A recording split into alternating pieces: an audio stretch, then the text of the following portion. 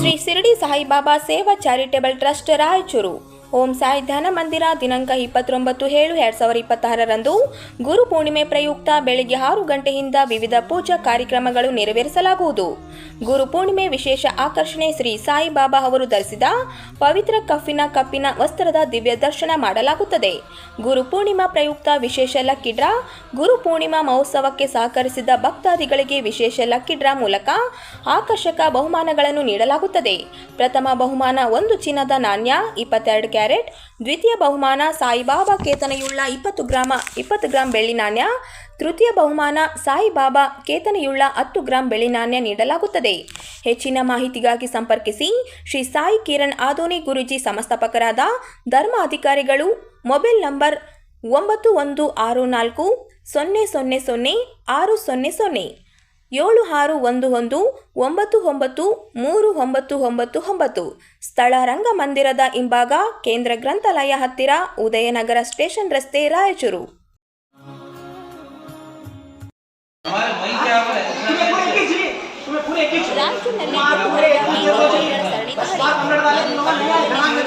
ಬಾಲಕಿಯ ಮೇಲೆ ಬೀದಿ ನಾಯಿ ದಾಳಿ.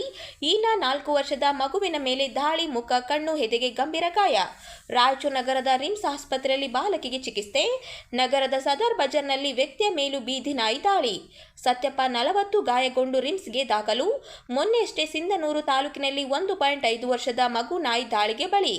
ಹಳೆ ಮಲಿಯಾಬಾದ್ನಲ್ಲಿ 4 ವರ್ಷದ ಬಾಲಕ ಇನ್ನೂ ಆಸ್ಪತ್ರೆಯಲ್ಲಿ ಚಿಕಿತ್ಸೆ. ಪುರಸಭೆ, ಜಿಲ್ಲಾಡಳಿತ ವಿರುದ್ಧ ಸಾರ್ವಜನಿಕರ ಆಕ್ರೋಶ. ಬೀದಿ ನಾಯಿಗಳ ಅವಳಿಗೆ ತಕ್ಷಣ ಕಡಿವಾಣ ಹಾಕುವಂತೆ ಆಗ್ರಹ.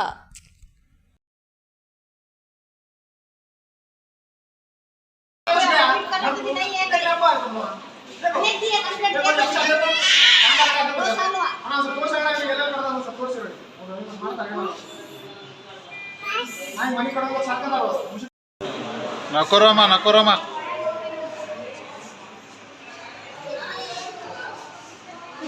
छोड़ा तो खाट सट छोड़ा देख रे बाबा अनके सामने तेरे बाबा अच्छा अच्छा अच्छा ले तो कुछ कर छोड़ा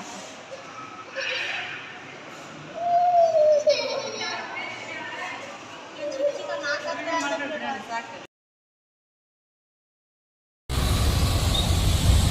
ನಗರವನ್ನು ಇನ್ನಷ್ಟು ಹಸಿರಾಗಿಸುವ ಉದ್ದೇಶದಿಂದ ರಾಯಚೂರು ಮಹಾನಗರ ಪಾಲಿಕೆ ಮಹತ್ವದ ಹಸಿರು ಅಭಿಯಾನ ಆರಂಭಿಸಿದೆ. ನಗರದ ಪ್ರಮುಖ ರಸ್ತೆಯಾದ ಬಸವೇಶ್ವರ ವೃತ್ತದಿಂದ ಚಂದ್ರಮೌಳೇಶ್ವರ ವೃತ್ತದವರೆಗೆ ಸಾವಿರಾರು ಗಿಡಗಳನ್ನು ನೆಡುವ ಕಾರ್ಯ ಭಾರದಿಂದ ಸಾಗುತ್ತಿದೆ. ಪಾಲಿಕೆಯ ಸಿಬ್ಬಂದಿ ಹಾಗೂ ಕಾರ್ಮಿಕರು ನಿರಂತರವಾಗಿ ಗಿಡ ನೆಡುವ ಕೆಲಸದಲ್ಲಿ ತೊಡಗಿದ್ದಾರೆ. ಈ ಅಭಿಯಾನದ ಮೂಲಕ ನಗರದ ಸೌಂದರ್ಯ ಹೆಚ್ಚಿಸುವುದರ ಜೊತೆಗೆ ಪರಿಸರ ಸಂರಕ್ಷಣೆ, ವಾಯು ಮಾಲಿನ್ಯ ನಿಯಂತ್ರಣ ಹಾಗೂ ಸಾರ್ವಜನಿಕರಿಗೆ ಉತ್ತಮ ಮತ್ತು ಸ್ವಚ್ಛ ವಾತಾವರಣ ಕಲ್ಪಿಸುವುದು ಪ್ರಮುಖ ಉದ್ದೇಶವಾಗಿದೆ.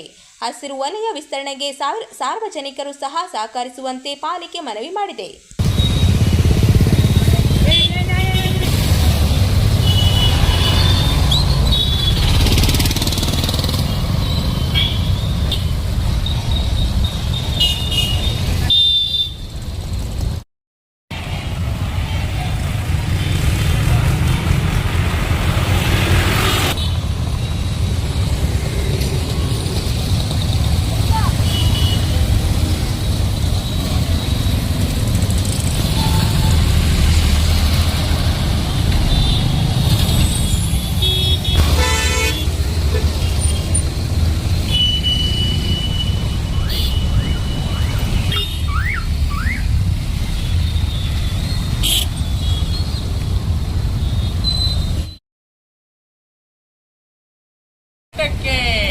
ರಾಯಚೂರಿನಲ್ಲಿ 7 ವರ್ಷಗಳಿಂದ ಮನೆ ನಿರ್ಮಾಣ ಕಾಮಗಾರಿ ಪೂರ್ಣಗೊಳ್ಳದ ಹಿನ್ನೆಲೆಯಲ್ಲಿ ಮಾಜಿ ದೇವದಾಸಿ ಮಹಿಳೆಯರು ಸರ್ಕಾರದ ವಿರುದ್ಧ ತೀವ್ರ ಆಕ್ರೋಶ ವ್ಯಕ್ತಪಡಿಸಿ ಜಿಲ್ಲಾ ಅಧಿಕಾರಿ ಕಚೇರಿ ಎದುರು ಅಹೋರಾತ್ರಿ ಅನಿರ್ದಿಷ್ಟ ಧರಣಿ ಆರಂಭಿಸಿದ್ದಾರೆ. ಕರ್ನಾಟಕ ರಾಜ್ಯ ದೇವದಾಸಿ ಮಹಿಳಾ ವಿಮೋಚನಾ ಸಂಘದ ನೇತೃತ್ವದಲ್ಲಿ ನಡೆದ ಪ್ರತಿಭಟನೆಯಲ್ಲಿ 2019ರಲ್ಲಿ ಆಶಾಪುರ ರಸ್ತೆಯ ಸರ್ವೆ ನಂಬರ್ 1403ರಲ್ಲಿ 206 ಮಾಜಿ ದೇವದಾಸಿ ಮಹಿಳೆಯರಿಗೆ ಪುನರ್ವಸತಿ ಯೋಜನೆ ಅಡಿ ಮನೆ ನಿರ್ಮಾಣ ಆರಂಭವಾಗಿದ್ದರೂ 7 ವರ್ಷ ಕಳೆದರೂ ಕೇವಲ ಕೇವಲ 84 ಮನೆಗಳು ಮಾತ್ರ ಪೂರ್ಣಗೊಂಡಿದ್ದು ಉಳಿದ 112 ಮನೆಗಳು ಇನ್ನೂ ಅಪೂರ್ಣವಾಗಿವೆ ಎಂದು ಪ್ರತಿಭಟನಾಕಾರರು ಆರೋಪಿಸಿದರು. ಫಲಾನುಭವಿಗಳಿಂದ ವಸೂಲು ಮಾಡಲಾಗುತ್ತಿರುವ 1 ಲಕ್ಷ ವಂತಿಗೆ ಹಣವನ್ನು ಸಂಪೂರ್ಣ ರದ್ದುಪಡಿಸಿ ಸರ್ಕಾರವೇ ಉಚಿತವಾಗಿ ಮನೆಗಳನ್ನು ನಿರ್ಮಿಸಿ ಹಸ್ತಾಂತರಿಸಬೇಕೆಂದು ಆಗ್ರಹಿಸಿದರು.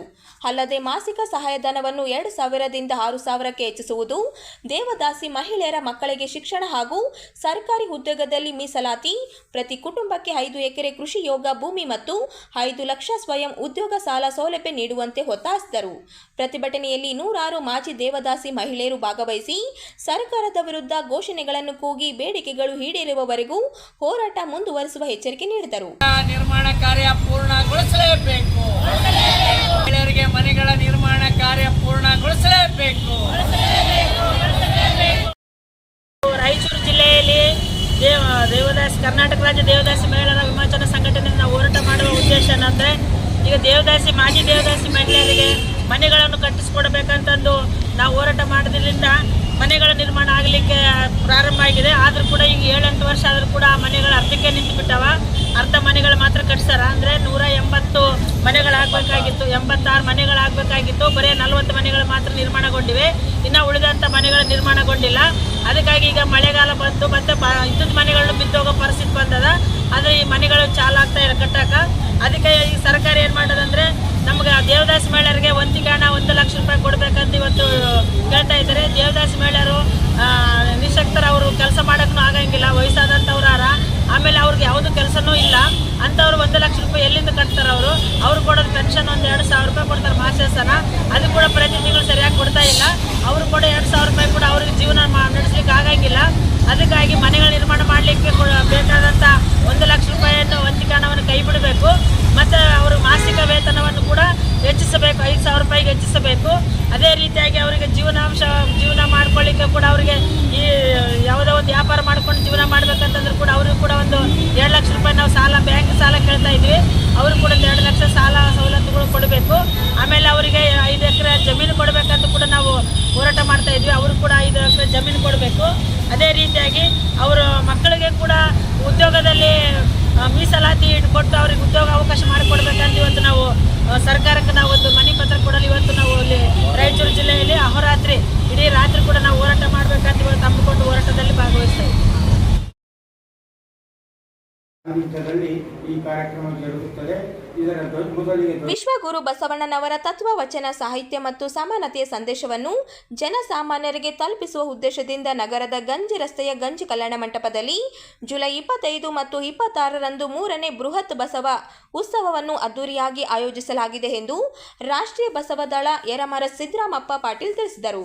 ನಗರದ ಪತ್ರಿಕಾ ಭವನದಲ್ಲಿ ಬುಧವಾರ ನಡೆದ ಸುದ್ದಿಗೋಷ್ಠಿಯಲ್ಲಿ ಮಾತನಾಡಿದ ಅವರು, 2 ದಿನಗಳ ಉತ್ಸವದಲ್ಲಿ 9 ಸ್ವಾಮೀಜಿಗಳ ದಿವ್ಯ ಸಾನ್ನಿಧ್ಯ ಇರಲಿದ್ದು, ಬಸವ ತತ್ವದ ಪ್ರಚಾರ ಪ್ರಸಾರಕ್ಕೆ ಧಾರ್ಮಿಕ, ಸಾಮಾಜಿಕ ಹಾಗೂ ಸಾಂಸ್ಕೃತಿಕ ಕಾರ್ಯಕ್ರಮಗಳನ್ನು ಹಮ್ಮಿಕೊಳ್ಳಲಾಗಿದೆ ಎಂದರು. ನಡೆಯಲಿದೆ. ಇದಕ್ಕೆ ಪೂರ್ವಭಾವಿಯಾಗಿ ಈಗಾಗಲೇ ಬಸವ ಜ್ಯೋತಿ ಯಾತ್ರೆಗಳು ಪ್ರಾರಂಭಗೊಂಡಿವೆ. 3 ಜ್ಯೋತಿ, ಇದು 3ನೇ ಬಸವ ಉತ್ಸವ ಆಗಿರುವುದರಿಂದ 3 ಬಸವ ಜ್ಯೋತಿ ಕಾರ್ಯಕ್ರಮಗಳನ್ನು ಹಮ್ಮಿಕೊಳ್ಳಲಾಗಿದೆ. ಮೊದಲನೇ ಬಸವ ಜ್ಯೋತಿ ಬೀದರ್ ಜಿಲ್ಲೆಯ ಬಸವ ಕಲ್ಯಾಣದ ಪರುಷಕಟ್ಟೆಯಿಂದ ಅದು ಬಸವ ಜ್ಯೋತಿ ಯಾತ್ರೆ ಈಗ ಮಾರ್ಗದಲ್ಲಿದೆ, ಸಾಗಿ ಬರುತ್ತಿದೆ. ಇದರಂತೆ 2ನೇ ಬಸವ ಜ್ಯೋತಿ ಕಲಬುರಗಿ ಜಿಲ್ಲೆಯ ಸೇಡಂ ತಾಲೂಕಿನ ಬಿಜನಹಳ್ಳಿಯಿಂದ ಅಲ್ಲಿ ಹರಳೆಯ ಜ್ಯೋತಿ ಯಾತ್ರೆ ಇದು ಕೂಡ ಪ್ರಾರಂಭವಾಗಿದೆ.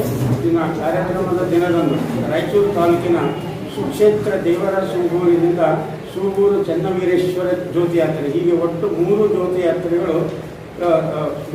ಯಾತ್ರೆಗಳು ಬಂದ ನಂತರ ಅವುಗಳ ಜ್ಯೋತಿಗಳನ್ನು ಸ್ವಾಗತಿಸಿ ಕಾರ್ಯಕ್ರಮವು ಉದ್ಘಾಟನೆಗೊಳ್ಳಲಿದೆ. ಕಾರ್ಯಕ್ರಮವು ಉದ್ಘಾಟನೆಯ ಸಮಯ ಅಂದು 10:30ಕ್ಕೆ. ಈ ಕಾರ್ಯಕ್ರಮವು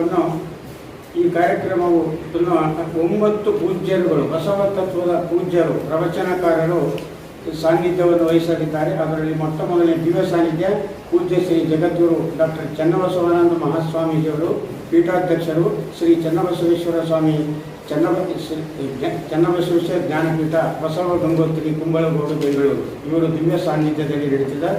ಇನ್ನು ಉಳಿದವರು ದಿವ್ಯ ಸಮ್ಮುಖ ಪೂಜ್ಯ ಶ್ರೀ ಸದ್ಗುರು ಮಾತೆ ಸತ್ಯಾದೇವಿ ತಾಯಿಯವರು, ಬಸವ ಮಂಟಪ ಬೀದರ್, ಪೂಜ್ಯ ಶ್ರೀ ಬಸವಪ್ರಭು ಸ್ವಾಮೀಜಿಯವರು ಬಸವ ಮಹಾಮನೆ ಮಹಾಮಠ ಗುಣತೀರ್ಥವಾಡಿ ಬಸವ ಕಲ್ಯಾಣ.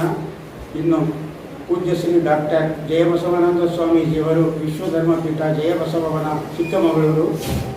ನಂತರ ಪೂಜ್ಯ ಶ್ರೀ ಬಸವ ಜಯ ಮೃತ್ಯುಂಜಯ ಸ್ವಾಮೀಜಿಯವರು ಚಿಕ್ಕಮಗಳೂರಾಯಿತು. ಪೂಜ್ಯ Shri reverend Henry D'Souza bishop ಬಳ್ಳಾರಿಯವರು. ಇದರಂತೆ ಪೂಜ್ಯ ಶ್ರೀ ಸೈಯದ್ ಅಬ್ದುಲ್ ರಜಾಕ್ ಇವರು ಸೂಫಿ ಸಂತರು, ಧಾರವಾಡದವರು, ಸತ್ತೂರು ಧಾರವಾಡದವರು. ಆಮೇಲೆ ಪೂಜ್ಯ ಶ್ರೀ ಲಾಲ್ ಹುಸೇನ್ ಸಾಬ್ ಕಂದಗಲ್ ಇವರು ಪ್ರಖ್ಯಾತ ಪ್ರವಚನಕಾರರು, ಇಲಕಲ್. ಪೂಜ್ಯ ಶ್ರೀ ಶಿವಪುತ್ರ ಮಹಾಸ್ವಾಮೀಜಿಯವರು ಸಿದ್ಧಾರೂಢ ಮಠ.